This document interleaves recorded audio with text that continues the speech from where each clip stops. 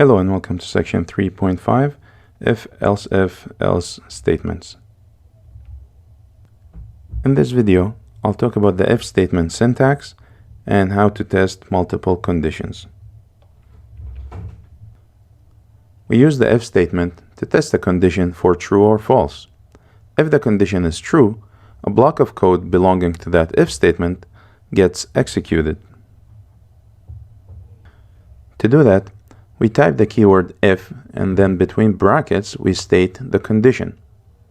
Then we open curly brackets or braces, and between the curly brackets we type the code to be executed if the condition is true.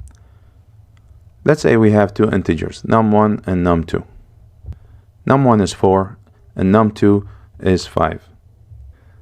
And we want to display a message saying that the value of num1 is bigger than num2 if that was actually true. So we type if, and then between brackets we type the condition. In this case, num1 smaller than operator num2. If this expression evaluates true, in this case it will, the code between the brackets or the curly brackets will be executed. And so the printf statement will display a message saying 4 is smaller than 5. Now what if in the previous example we wanted to test for all possible conditions?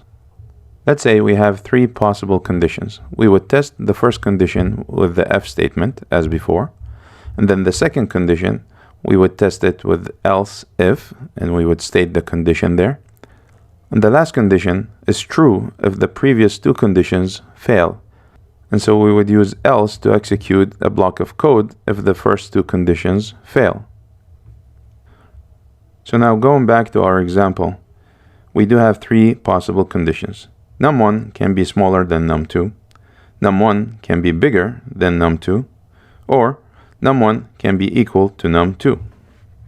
So like before, we would type the if statement and we would say num1 smaller than num2. If that expression evaluates true, then we would display a message saying num1 is smaller than num2.